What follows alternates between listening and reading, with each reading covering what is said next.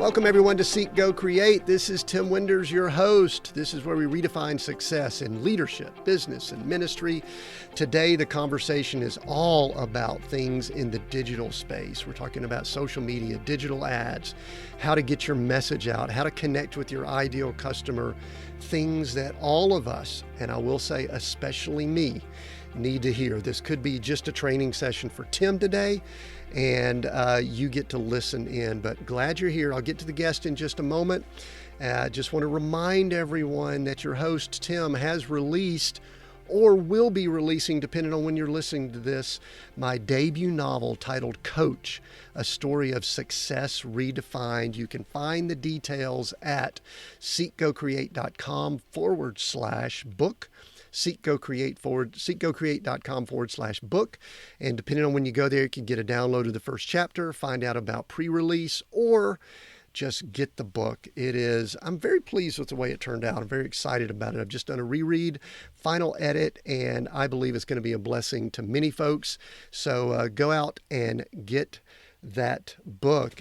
Today we've got Meredith Kallaher as our guest, and this is her bio. She says she creates value for business owners by connecting them with their ideal customers and clients using, these are great 3 words, I love them, creative, strategic, and authentic digital advertisements. Meredith, welcome to Seek, Go, Create. Well, thanks so much for having me, Tim. So happy to be here. I am glad you're here, and you're checking in from Miami, and I know that the weather's probably awesome down there. Before I get to a lot of other fun stuff we're going to go into, let's do a quick pretend. We bump into each other somewhere, and I ask you a question. Meredith, what do you do? What do you typically tell people?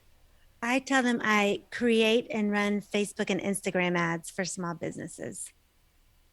Wow. Good, simple, concise. At times I ask the question and 5 minutes later we've got, people still talking. So very, very nice and targeted there, which I love. There's one thing, well, there's a lot of things. Tell me. I'll go ahead and unpack some things. Let's I'll go ahead do and it. unpack some things here. As I just mentioned, I've got this book I'm releasing, I've got a podcast, I'm a business coach myself. You know what I have the biggest challenge with? Tell me. Is identifying who my audience is. I sometimes don't know. How tough is it when you do what you do if someone like me says, I don't really know who my audience is? It's tough, but usually I can clear it up for people to say, listen, because a lot of people, this is a problem to figure out who their audience is because they don't want to leave anybody out. You create something valuable, like you create an amazing book, and I'm sure you can identify, but this would help so-and-so and this type of person and that type of person.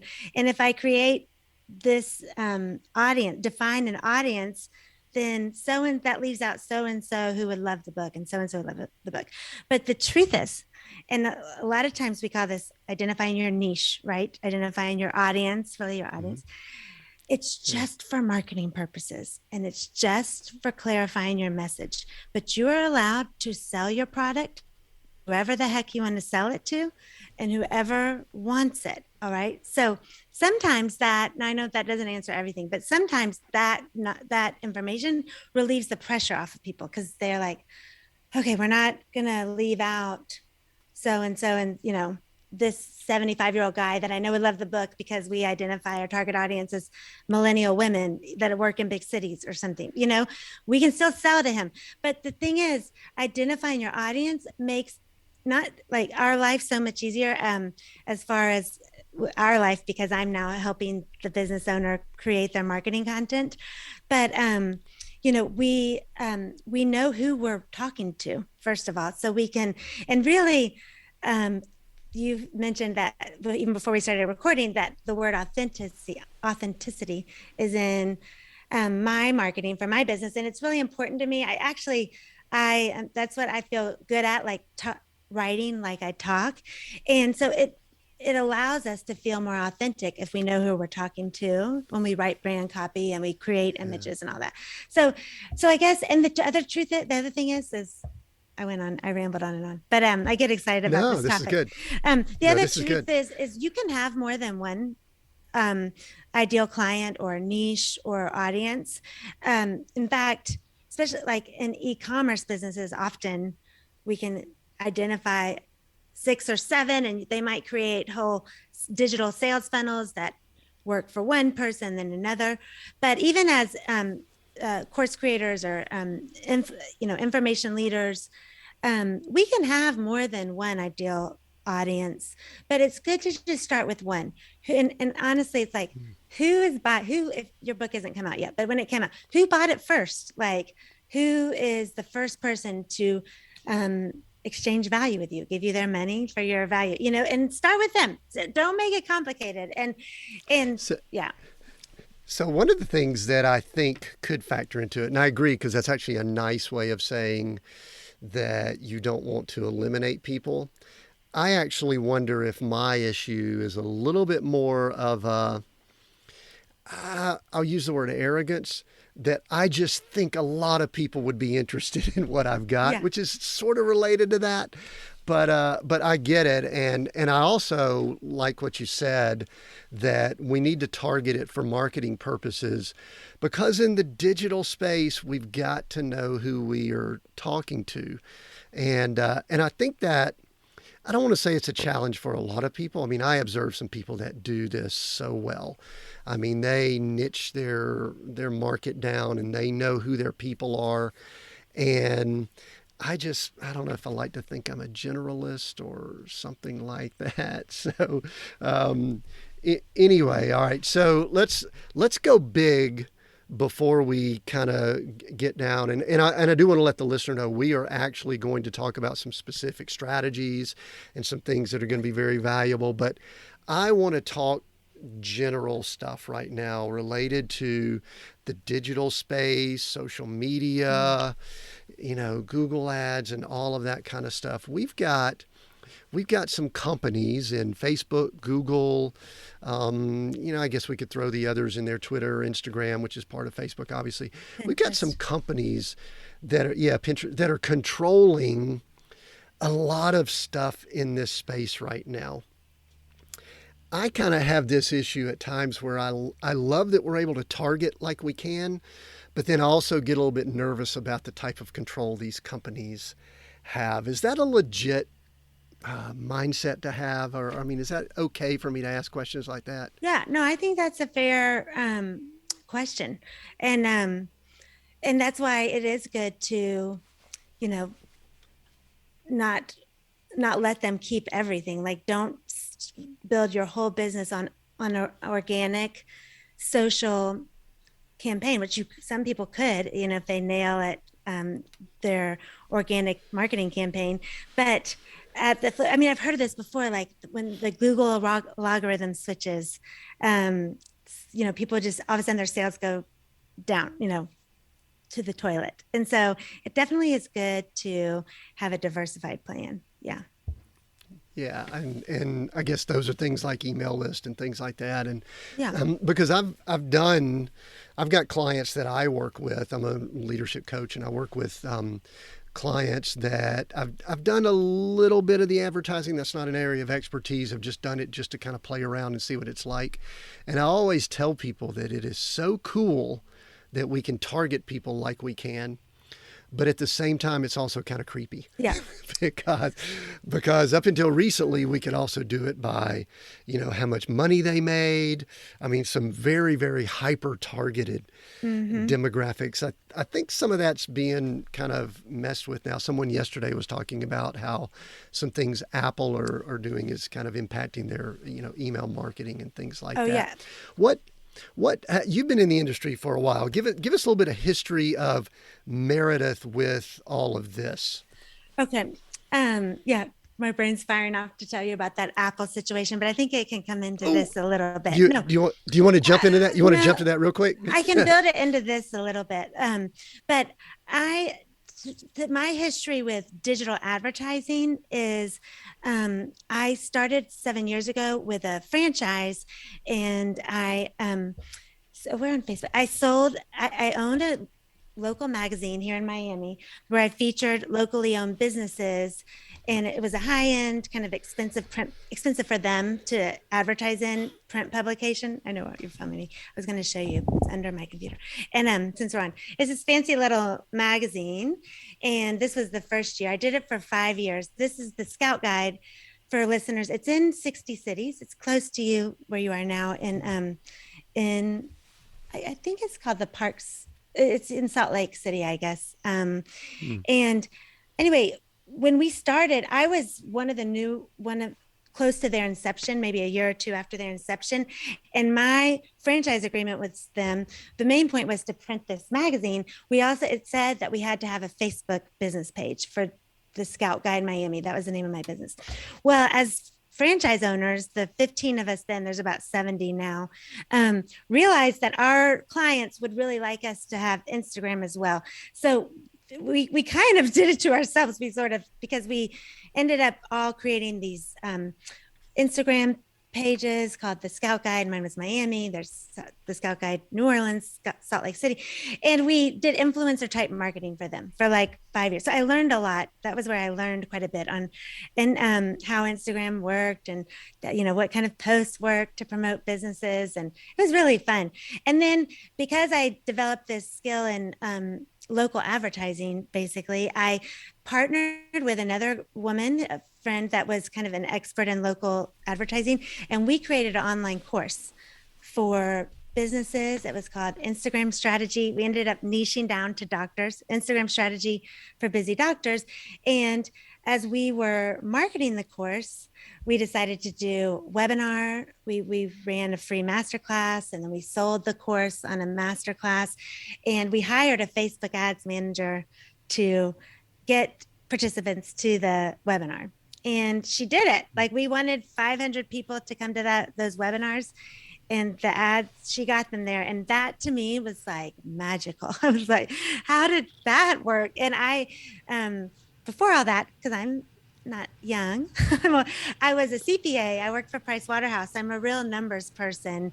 And I saw the power, to run a digital ad campaign on any platform, you really want to analyze the results and all your numbers, and that number component plus the creativity and just the magic of Facebook and Instagram ads I decided to launch my own business. And about 15 months ago, I took several classes. I got certified as a Facebook and Instagram ads manager and started offering to help other small business owners. And it's been super fun. And that's my story.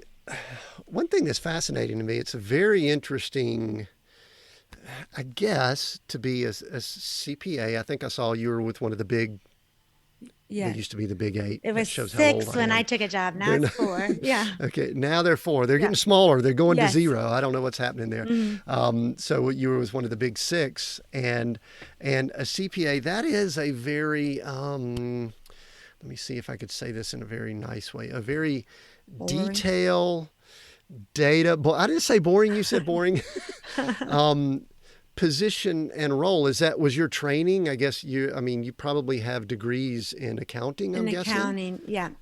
I made a mistake. I love exercising my creativity, but I do love numbers. And truthfully, it was fun to do well in accounting classes. I also like to have that entrepreneurial blood where I like to succeed and be successful. And it came fairly easy to me, accounting, which isn't always the case. So I was proud of doing well in those classes, but I didn't think long enough. Now I have a son starting college, and I will guide him to remember, just because you're good at a class, you need to think about what your job will be possibly. And you can change 100 times like I have, but so it wasn't fun. I didn't enjoy that work.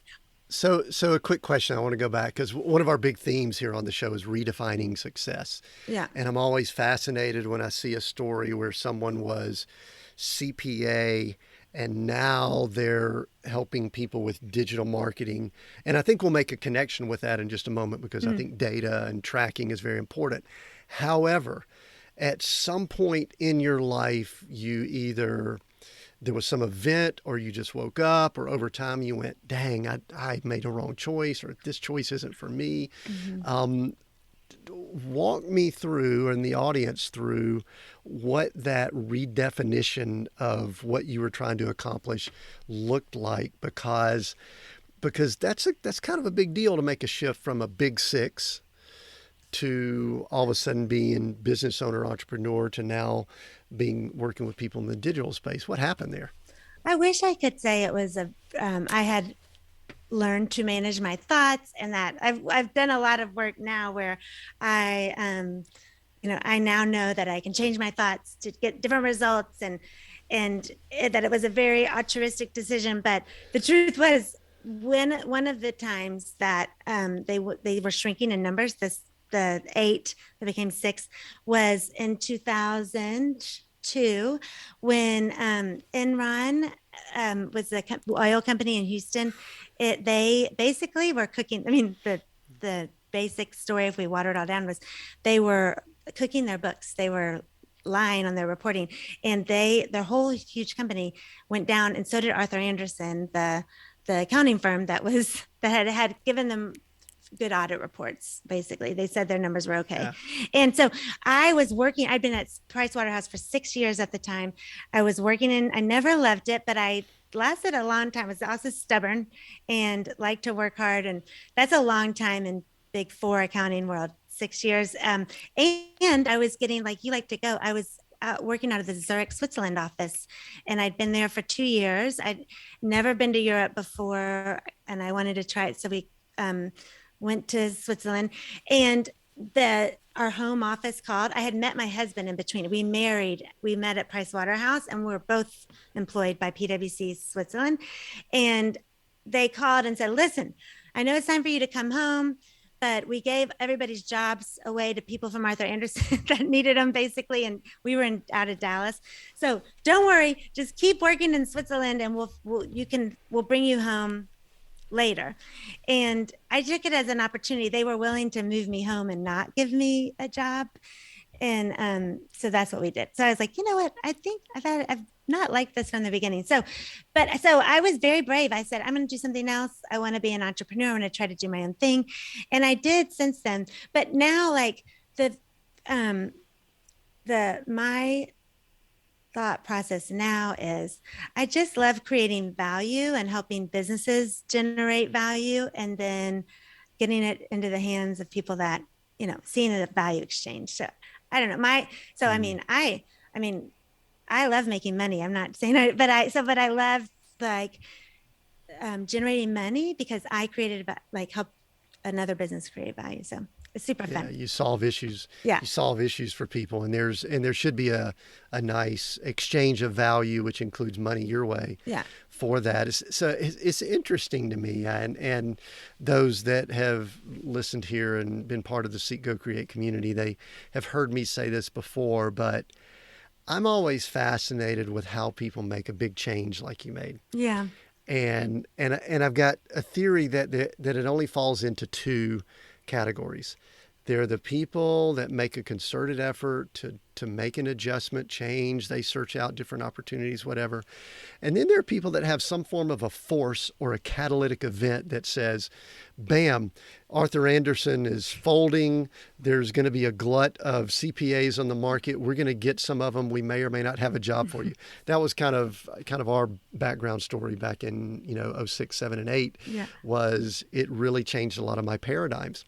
And I'm one of these guys that would love to say, oh, well, I can make a decision and make the change. But then we're kind of forced. Have you ever thought back about what would have happened if that whole scenario didn't play out? Would you still be there if they said, we got a job for you in Dallas? Yeah, come on. In fact, we're going to give you a little bit of a bump in salary. We might be moving you towards partner, which is the big deal in that whole arena, I know, and all that. Where would you be now? Where would Meredith be with her career had that event not occurred? Yeah, I don't know. I bet you I'd be right here where I am now, but I think it would have taken a little bit longer. I think I was empowered because it was my choice to go. And so, I mean, I think I was about 28 or 29. I think if I really wasn't, I couldn't figure out, there's a lot of learning. Like I couldn't figure out why I wasn't happy at Price Waterhouse. And there was some shame around it, like, and blah, and I think you can learn to see value when you work for a big corporation. Like you just start creating value for your employer. But at the time, it didn't feel like that. Like I didn't understand what I was contributing to the world. So anyway, I think I would have ended up here. I feel so suited for what I'm doing now, but I think it would have been a little, maybe more painful or rockier because I don't like to quit. So it would have taken me a little while to figure that out. Yeah, that's interesting. You brought up a word that I've used before that I hate to admit to also, and this word was shame. It's kind of funny how we allow things to define us in this culture that we're in. And then if something changes or adjusts or something, I mean, listen, I was very shamed by all that went on with our businesses and things like that. And you brought it up, so I'm going to ask you maybe just say a little bit more about it. Was it just because you were supposed to be a CPA and move up the food chain and all of a sudden it was changed, or where'd the shame come from? I'm curious. Yeah, well, the job, I didn't understand this at the time, but I just didn't feel good at being an auditor at PricewaterhouseCoopers, and I thought I should have been good at that. And I think there was mistaken thinking and all of that. I think I was just doing just fine, and that like should is such a triggering word. Like I think if we just take shit out of our vocabulary, like it is what it is, and just go from there and put all the drama around it and. But it came from that. I think it came from, these people gave me this dream job. It was a dream job and I should be really good at it. I should be happy. There I was in Zurich, Switzerland, and I loved being in Switzerland, but I hated the work. And that was shameful to me because I should have, using air quotes, liked it. Yeah. Silly. Yeah, that's interesting, Hal, and it's a big theme here is that, that definition of success. I'm guessing that somewhere along the way when you were growing up, you probably, where education was important. You said you did well in accounting and things like that. And the natural progression is you go work for either an accounting firm or, gosh, it's even more awesome if you could get with one of the big 8, 6, or 4, depending on where we're at in the progression there. And then all of a sudden at 28 years old, we go, hold on a second. I'm not sure that I like this. I'm pretty good at it, but I'm not sure that I'm great like I really want to be. I mean, I get that totally. And so what I love by having the conversations is that we give other people permission to kind of go through those same thoughts. Yeah. And I think that's very, very important. And to use a word that you coined, very authentic, because I believe authenticity is important to us projecting who we are. Now, you went through this kind of pre-social media. When I went through a lot of our issues, it was kind of early stage social media. I can't imagine people right now that are going through these kind of what I'll call identity crisis in the age of social media. Now, authenticity is great. I'm about to really throw a little curveball here, so get ready for it. Okay. I'm going ahead and tell you the pitch that's coming. It's going to be a little bit of a curveball. I'm ready for it. I'm ready. Authenticity, to me, is sharing a little bit of what we just discussed, but I also believe we're in this real world with social media where you can be too authentic and share too much. I don't know why, but the two words hot mess just came to mind. There's some people out there that they own the hot mess brand and they use it. But yet it's important for us to really share who we are, what's going on. My wife and I, we're both 58. No, I'm 58. She's 57. And it could be our generation or whatever, but we kind of struggle a little bit. Everybody tells us y'all should be sharing more about living in an RV and traveling and all that. And we just kind of we want to share a little bit, but we don't want to share a boatload of stuff. So authenticity, what to share, what not to share, where does all that fit in? See how I tied all that together? Yeah. I don't know if I did it well, but see how I brought it all together?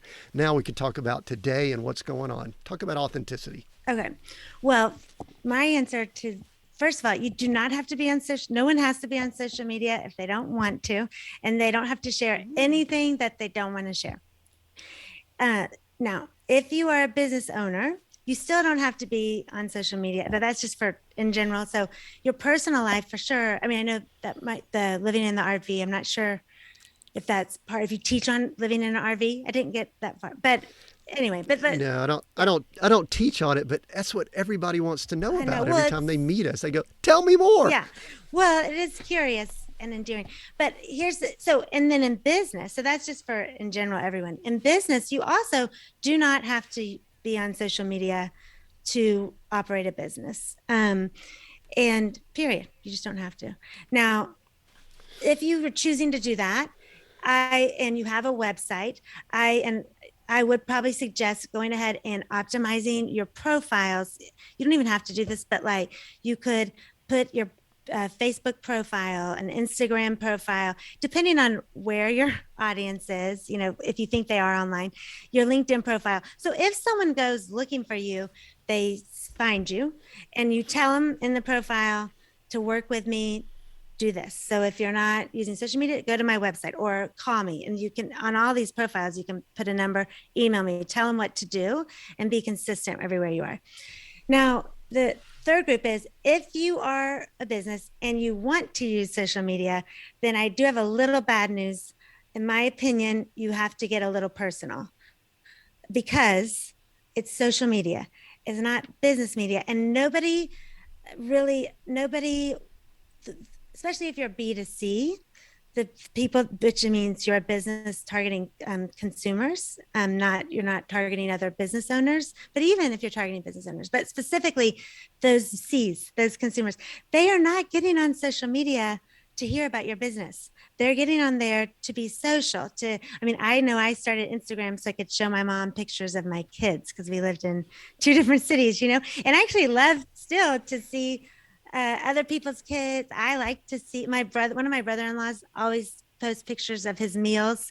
I'm married into a big family. He gets a lot of teasing on his posts, but I think it's fun to see where he's going to eat in Houston, anyway, but that's why these C's got on social media. So, as businesses, we can't it's like walking into a cocktail party. You wouldn't walk in there and go, "Hey, I just wrote a book that's coming out next week. It's called, Seek, Go, Create. My name's Tim." Like you wouldn't do that. You would go and you'd meet different people around the room. And then when it came up, you would mention your book. So yeah, but there's ways to do it. Now, so there are definitely ways that you can create relationships, instill community with your audience, and share things. Like I used to when I was working with the doctors, you do not have to post pictures of your children if you don't want to. Like you don't have to talk about your kids. You don't have to talk about living in the RV. Although that is probably very easy content since you're an expert at it. But yeah, like there's just different things I like when you're creating a marketing strategy, you just pick the 3 or 4 things you want to share and just go with those, and Sure. yeah.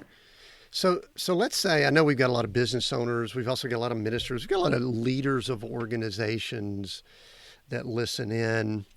And I think in the past, we also have had a lot of people that may want to start something. I think it would be valuable if we kind of had a discussion, and I read some articles. You got some great stuff on your website and some other things like that. Maybe we can talk about those, but Thanks. I think it would be valuable. Let's go ahead and make the assumption that someone wants to play in the social media sandbox and they want to attempt to grow a following, an audience, whatever we want to call it, so that they can do some business in that arena. Yeah. Talk about, I don't even know if there's a mindset, because I do think you need to have a certain mindset when you step into those worlds. I don't know, is that fair? I mean, can you maybe, I think you shared it just then, but what's maybe the mindset? And then there was one great article that I saw that you wrote, the 5 content topics a business needs to post on Instagram for 2022 or something like that, and I've kind of got those written down. Maybe we can discuss that. But what let's just say, Tim, and I am on social media, but sometimes I'm one of these guys that just likes to stir things up politically and things like that. And then other times I just like to encourage and uplift and all of that. It depends on the platform I'm on. But let's just say that I was wanting to do more business in social media. How would you coach me? What would you tell me to do? Well, and you asked about mindset too a minute ago. So, Good. I don't know if I can do it from memory, but I took my paid advertising classes through a company called Digital Marketer, and they wrote out a customer's journey with a business. Customer's value journey was we create awareness, and then we engage with them. So we let people know about our business. They've never known about us before.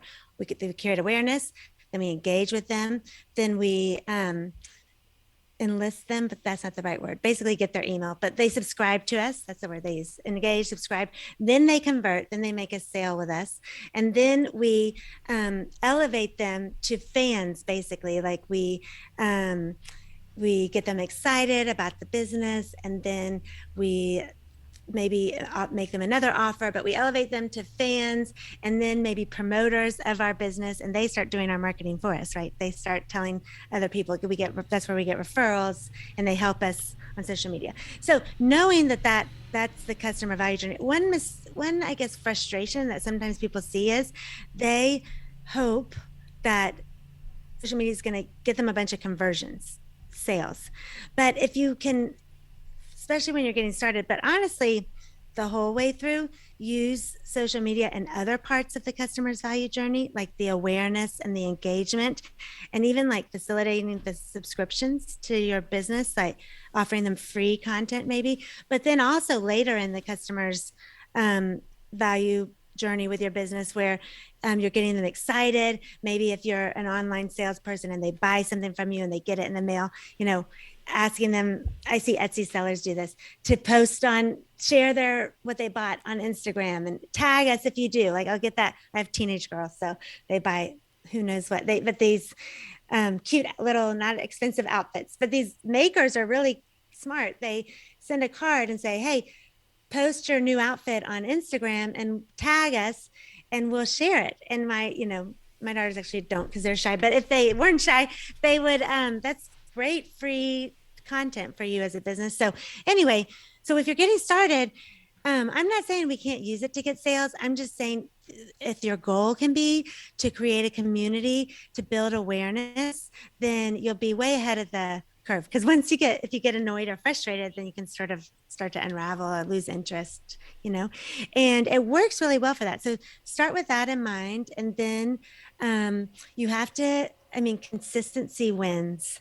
So you have to commit to consistency, to showing up, people knowing that you're going to be there when you say you're going to be there. And really, if you can promise yourself that you'll be consistent and you'll engage with people as they start following with you, then you will win as far as like building your community. Is there a platform? This is kind of a loaded question. Is there a platform that you like better than others currently? Or I hear this all the time, I'm just going to put stuff on all platforms and, just pop it up. I do agree with you. One of the things you said that I think was a very powerful statement is that many people have this, I'll call it a magic pill thought of, or silver bullet or something like that from social media. They believe if they start a page, put up a website, build a profile and put 3 or 4 posts up there, that they're just going to magically have business flowing to them. People are going to be beating their doors down. And there's just a lot of stuff going on out there. And I guess it could happen, but that's not my experience. There's a lot of activity out there. So do you have a platform you like? What do you typically recommend if someone's kind of been dormant and then they're about to get a little bit more active? What do you tell people? How do you coach them? I love Instagram. I just think it's fun. I enjoy the engaging part of social media, talking to people, and the story tool, which now is on Facebook too, but the story tool is such a great way to engage with people because it allows you to tell a story. It allow like the way that people, the content that people use is very authentic and very, it feels like someone's just talking to you one on one. So the DMs that people use talk back and forth. The truth is, it sort of depends on your audience. LinkedIn is great if you're business to business. I, People use it in different ways. The engaging isn't quite. I mean, I hate to say that because as soon as I say that, there'll be someone that says, "I get so much engagement on LinkedIn." And I think you can. All my engagement on LinkedIn is this, and I'm a business guy, so I should love LinkedIn, Mhm. but all of my engagement is people trying to sell me something. Yeah. The people, I've got coach in my title, and everyone there, not everyone, almost everyone wants to either be a VA for me Yeah. or show me how I could be $1 million coach. Right. And so I get a little, I'm sorry, it sounded a little cynical. That's because No. I am a little bit. I'm like going, I don't even want to go to LinkedIn. Every time I go, I'm just like loaded up with these messages. So yeah, it's really odd. But you know what? And some of these platforms can get a little junky that way. And what's odd though is I've heard almost everyone say that they enjoy, currently, we're doing this in 2022, Instagram is one of their favorites. Our son, who actually edits the podcast, so he'll hear this, he a few years ago, he was like 2,500 followers on Instagram, and just recently I think he cracked 50,000, and he hasn't done any paid or anything like that. It's just been steady, everyday posting stuff, kind of in photography and travel space. So, and it seems cleaner than some of the other, if that makes sense. Do you know what I mean? I think so. Yeah. I think because of the images, that sometimes it feels cleaner because it's not the ideas. Like in Facebook, sometimes it's driven by the words. Now there's a lot of images there, but yeah.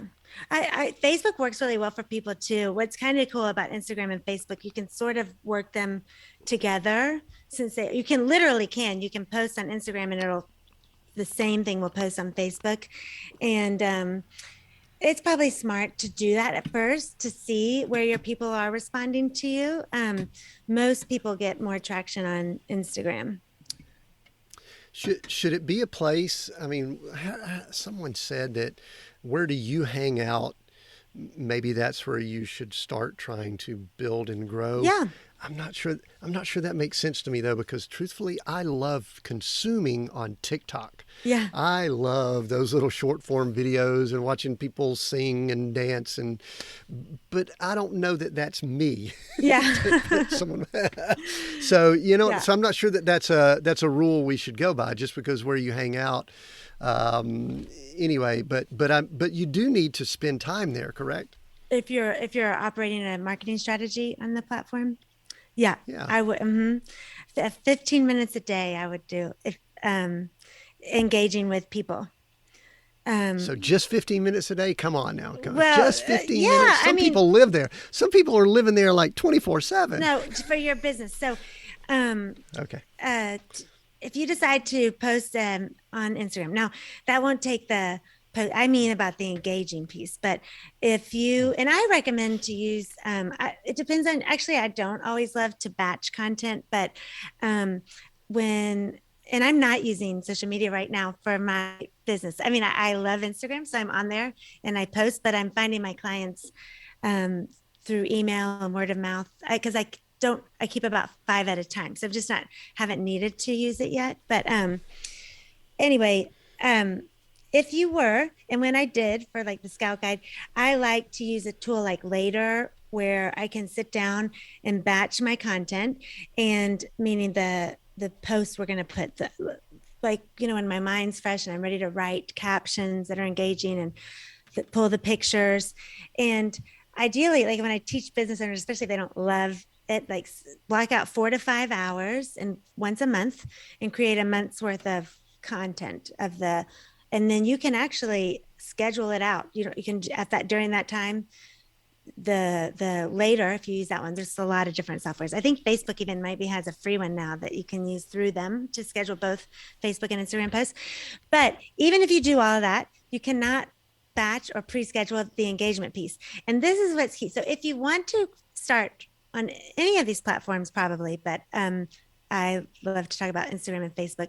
The way to grow on Instagram or Facebook without paying money is hashtags, which we can talk about in a minute. Meaning you hashtag your content. That helps people. That helps your post be searchable. So if someone's searching for a subject that you've hashtagged, they can find you. Or they're not just going to come. They're not just going to happen onto your post. You have to go engage with people on their accounts. So this is the 15 minutes I'm talking about. For 15 minutes a day or 30 minutes, however much time, Gary Vee, the marketer that some of you all might have heard of, Gary Vee, this marketing millionaire, billionaire, he suggests 90. He says this strategy he calls a $1.80 strategy. He says spend $1.80 on Instagram every day. He says to leave 90 comments. So on 90 posts, leave your 2 cents. That proved a lot. I was able to do about 30. That felt manageable to me in about 15 to 30 minutes. So what I do is I would find a hashtag that I thought my ideal clients would use, or you could go to someone else's followers. You can look at them. You're not doing anything, but you're just looking at their followers. You look at one of their posts, recent posts, you make a comment on it. And Gary Vee says, leave your 2 cents. We're not just talking about smiley face emojis or, awesome. What I found, and I've actually paid someone to do this for me, like a VA for me. If they'll ask questions like, oh, where did you do that today? Or whatever the post is about. Where'd you get that sweater? Even just a question that asks them to respond. They go look at who's the crazy lady. And they really don't think you're crazy because they see that you have something in common. You're doing this on your ideal audience's post. That's how you get followers and how you they come back and they follow you. So you want to engage with your ideal audience every day.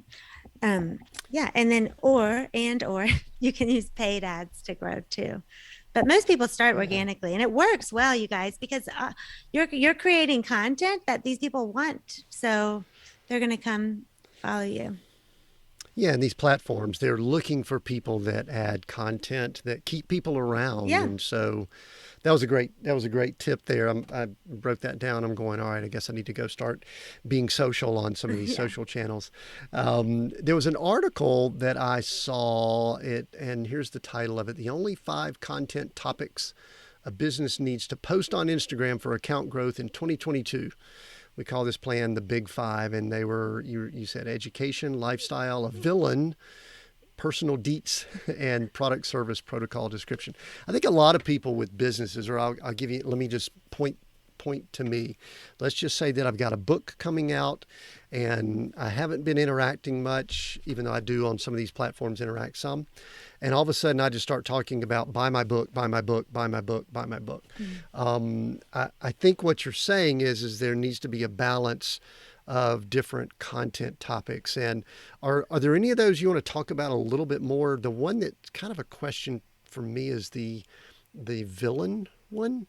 But any of the others, education, lifestyle, personal details, product service, any of those that you might share a little bit more so that we might know more about them? I think that some of them are, I just run through them quickly. That what we think the Big 5, and I say we because that when I was teaching the doctors, my business partner and I came up, we called it the Big 5 strategy. We spent a lot of time thinking it through and studying organic strategies that we thought were really cool. And, we want you to educate your followers. So we want some posts around education. And what we would suggest is when you sit down once a month, you've got these 5, the Big 5. And we want you to build, if you're going to post 5 times a week, so on, that's maybe 20 posts a day. So we want you to come up with 4 posts for each of the 5, let's say. And we suggest pick an education topic, pick a, I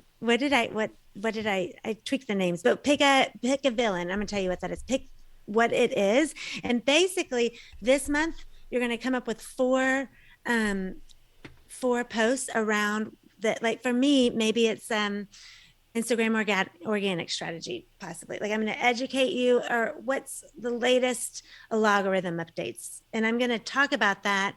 And really, we suggest, so you don't have to brainstorm this every month, just make you exhaust that topic, exhaust that education topic. And when you've exhausted it, it might be this month, it might be 5 months from now, switch to another education topic, right? So it's just supposed to help your content creation easier. The villain comes from, I like for businesses to start with their brand story. And that's what I do. Like just from the very beginning, write your brand story. And I love Donald Miller's book, Building Your Story Brand. And Donald talks about the villain in that book, that he says to pick so we're talking about your ideal customer's villain. He says, fill in the blank. If my customer didn't have to deal with blank, their life would be so much easier. So for me, maybe it's the algorithms I'm going, or Facebook ad changes, possibly. I don't know. But that villain is just what's annoying. And you don't want to talk about negative all the time, but it is a way to connect. If you can identify what's really irking your customer and kind of, make posts about that. And yeah. So and then you heard in there was personal deets. So we suggest that you decide what it is you are comfortable talking about. If it's not RV life, maybe it's a hobby. Like I mentioned to you, I like to run. Maybe I talk about running. And I create 4 posts a month about running. I do want you to make a sales pitch, just not every day, so you work that in once a week or on your feed, maybe once a week.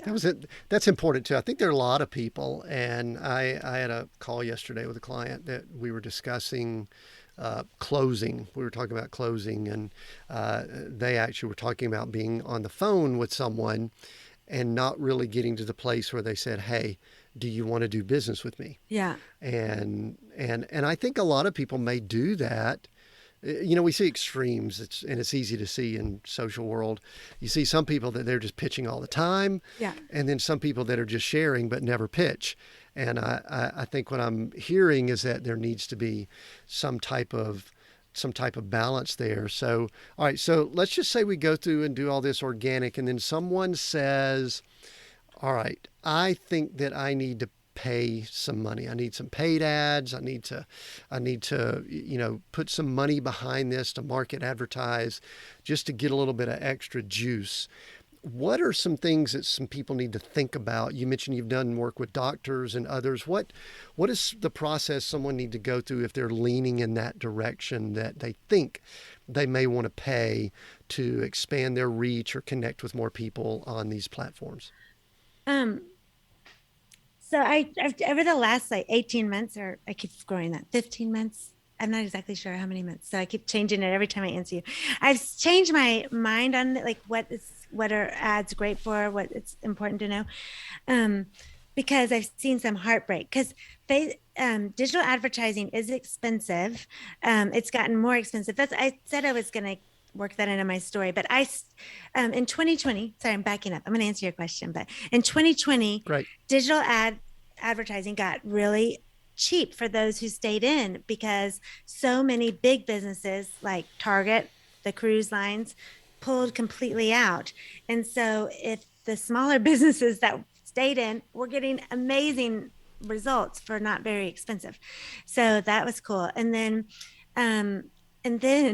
in 2021, which I started my business at the end of 2020, sort of competing against these other advertisers, these other Facebook ad strategists that had gotten people really great results. But it was actually good for me, because I never experienced that glory days, because in 2021, Facebook really increased their prices. First of all, they came out in third quarter and said that they went up like 47%. That one of the reasons their third quarter results were so good was because they increased ad costs by 47%.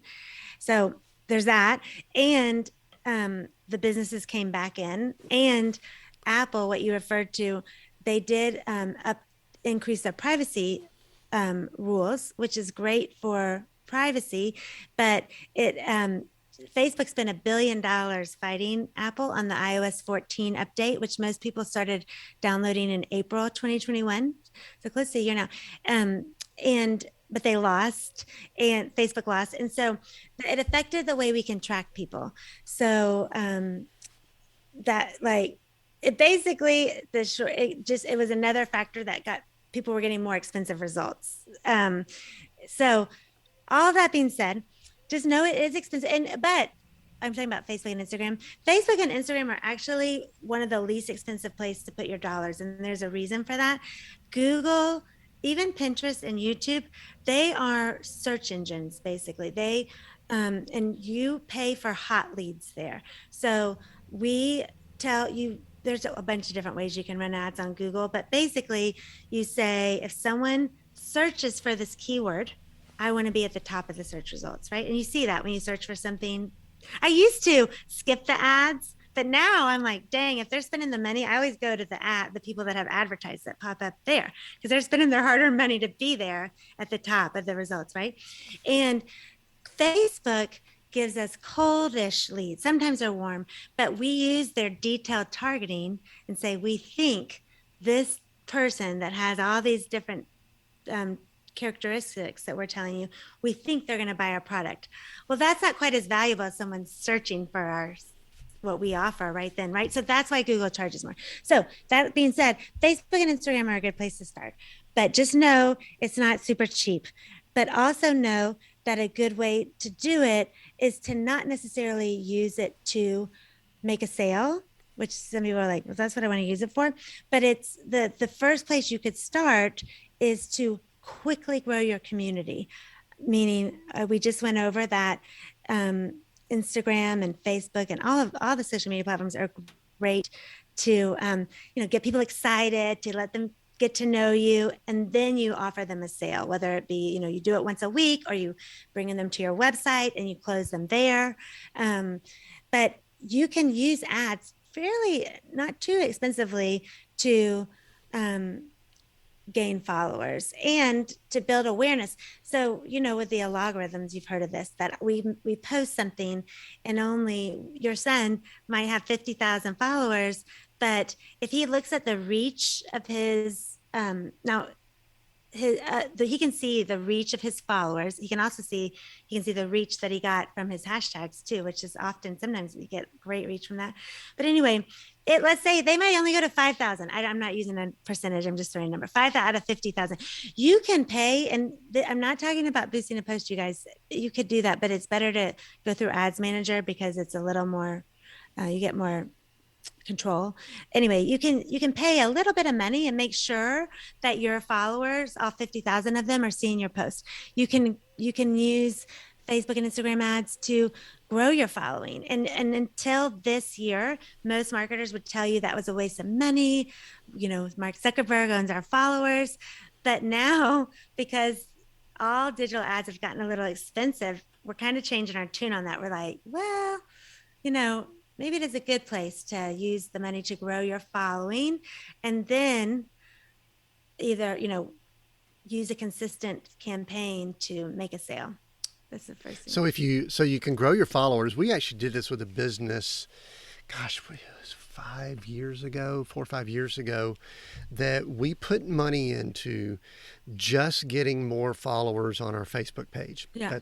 That's where, and we just had a budget and we just did it. We used some posts and some things, and we grew the followers to, I don't even know how many. I mean, it might have been 100,000 plus of people that were interested in this particular part of the world that was a vacation area. Yeah.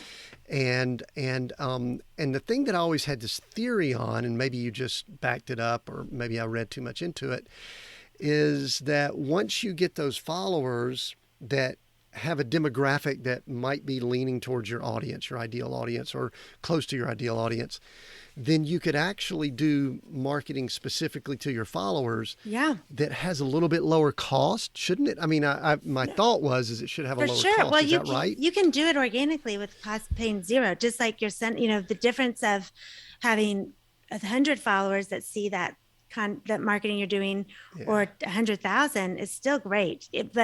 But then you could put a little money behind it too, to make sure you're reaching your followers. And it's a good way to get into digital advertising. But Yeah. I don't want to say it's the only way. I do want to talk about using it to get sales, but I just want to start with that. Yeah. Yeah. So let's go ahead and do that. We don't have a lot of Yeah. time left. So let's talk about going ahead and moving to a way of getting sales. And then I'll probably have you talk about what type person works with you and you work with them Okay. as we finish up. So let's talk about getting sales and getting some business, bringing in some revenue Yeah. and money from these digital ads. How do we do that? Well, okay, so if you have a product, an offer that you have sold and you've proven that it is valid, that it's a valid proven offer, that's the best time to go. I did change my tunes, and I promise I'll be fast. But like, if it can be heartbreaking if you don't have a proven offer to invest money and then you don't make any sales using Facebook or Instagram.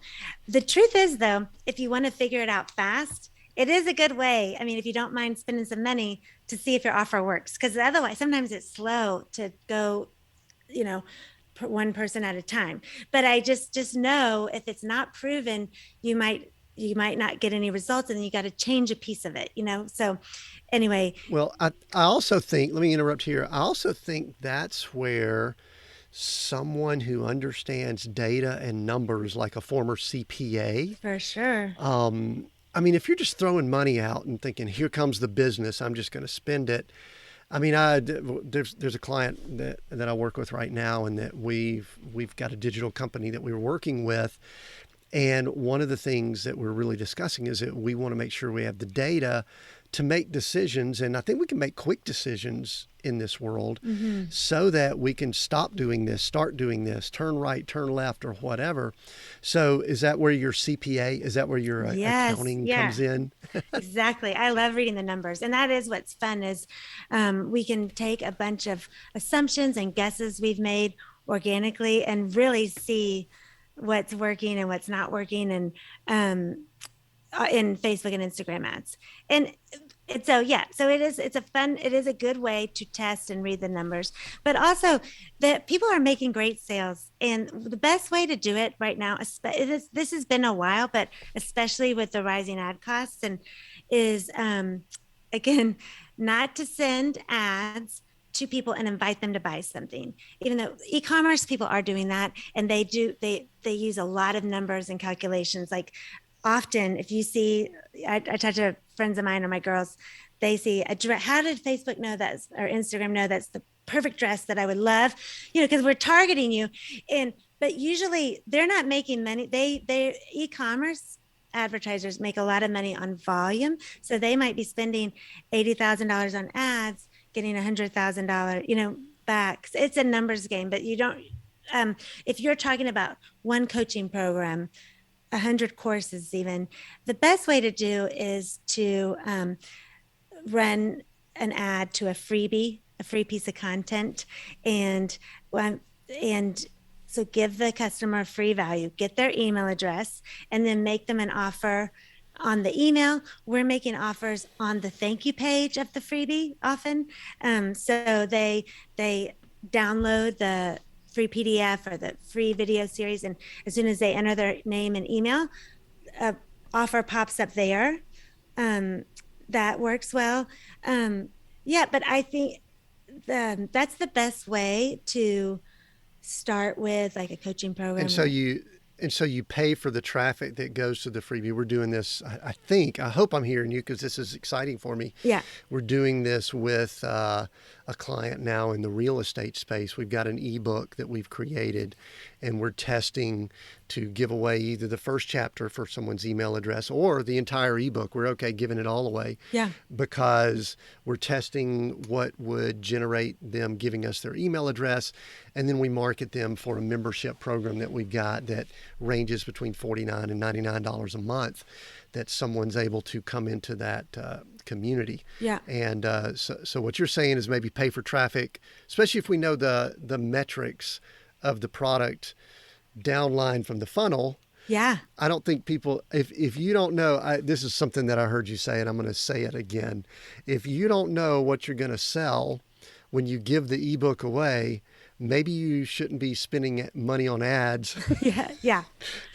Right. To do that, correct? Oh God, I have a friend, my good friend, that does that all the time, and it just stresses me out because I know they're family, and I'm like, why are we collecting these email addresses if we're not sure what we're gonna sell them later? Yeah. It is fun. It does, because it does. I mean, it is fun to grow your email list, but you want to have a plan. And the truth is, I don't want to discourage anyone. There could be a chance to run an ad directly to the membership, but the thing is, they feel expensive because you have room to play. Like if that membership is $49, I mean, to get someone to buy it, it could cost $30. The ad straight to it, cold, and 30. That's a lot. It just starts to be a lot of dollars too, which sometimes people that don't know, especially my friends that don't love the numbers like I do, they're like, but what do you mean you want me to spend $5,000? And but look, you're going to make 20,000, but it's just like, but it's $5,000. It's hard to swallow. So, but what's cool is I love that you're testing, because I would also test with the smallest amount possible. Meaning, sometimes don't give them the whole, start with the first chapter, see how that works, and test it against the whole book. Sometimes I think I see people give too much. I know that sounds weird, but it's, well, first of all, why would they come back? They've already gotten this great value from you. So somebody I love. But I get suspicious at times if I go to Meredith's website and she has all this stuff valued at thousands of dollars. All you have to do is give us an email address. I'm going, this is just me talking. Seems a little desperate. What's going on? Yeah. I mean, so I do think it kind of needs to match the value. We talked about value earlier. It needs to match the value of what you're giving. I'm giving my email address and I'm getting some free content. Mm-hmm. And I probably know, if I'm somewhat savvy, that they're going to market some other stuff to me. They're not getting the email address just because, unless they're like your friend, just collecting email addresses. Right. What are you going to do with all these email addresses? Mm-hmm. So anyway, you were about to say something. Well, I like that. I heard someone say, Jody Moore, she's from Utah in your neck of the woods. She's actually not, she's from Idaho, but she says, we're close. Utah, close. Idaho, whatever. Yeah. She says, $5. Like, think about $5 value. What would create something that you think you might charge $5 for, but instead ask for somebody's email address. I like that rule of thumb. I think it's good because you want it to be valuable, because people want quick wins. That's what I do feel like sometimes if we give them too much, it's overwhelming. Like for me, I like to go. And yeah, I get kind of overwhelmed if it's too much. I want to get a quick win from what you give me. So. Yeah. Mm-hmm. I think that's good. And it's kind of just the way we do relationship. We talked about engagement earlier. It's just kind of like how we engage back and forth. So that's really good. So we're getting pressed on time. What else do we need to know? What else do you want to share before we wrap up and finish up here? I think that, well, there's so much, but digital ads, you guys are an amazing tool, and they can really work to enhance your business, to test hypothesis, to reach. They're really great for reaching new people. And then once you make some sales and when you have a good offer and organically people are buying it, we really can use digital ads to explode your sales. That's really fun.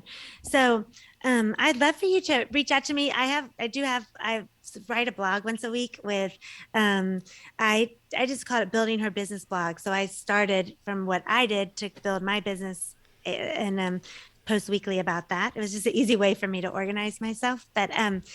But also, if you don't find what you're looking for there, I have a place you can book a free call with me. I'd love to hear about your business, and I could share where I think ads would add value to your business. Sure. Yeah. What type person should reach out to you? And you can go ahead and tell them the website and all of that. We'll include it down in the notes. But go ahead and do that, and then I've got one more question before we finish up. Okay. Yeah. So my website is my name, meredithkallaher.com. And Kallaher is kind of funny. It's got a K, Kallaher, but I'm sure it will be in the show notes. Yeah. And really, I work with different size businesses. So small business owners that are interested in using ads to scale their business or make sales. Right now I'm working a lot with online coaches and course creators. But I do have a couple e-commerce clients if you're there and you're interested in hearing about how I can help you too. That'd be good. Very good. Mm-hmm. Thanks, Meredith. Hey, we are Seek, Go, Create. It's the title of our show here, those three words. I'm going to let you pick one of those words that resonates with you more than the other two and tell us why, and that'll be my final question. Seek, go, or create? I love create. I am thankful for the opportunity to get to create in my job. I love to, and I really love to write. So, creating value in my own business, value for my family, value for other people's businesses is just brings me joy. So I like that word.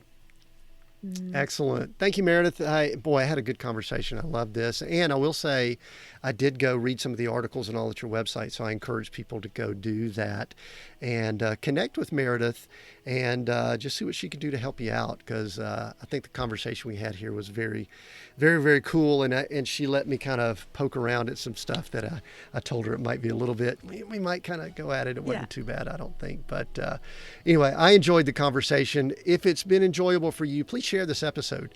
That's the number one way that people get exposed to podcasts is when someone that they know shares it with them. Take a screenshot, put it on your social, or take a screenshot or share this episode out of the player you're in with a friend or someone who might gain some value from learning more about social media, paid digital ads, and things like that. And we've got new episodes every Monday, folks. So make sure you subscribe, listen in, go rate us if you haven't rated us yet on your podcast app. And until next time, continue being all that you were created to be.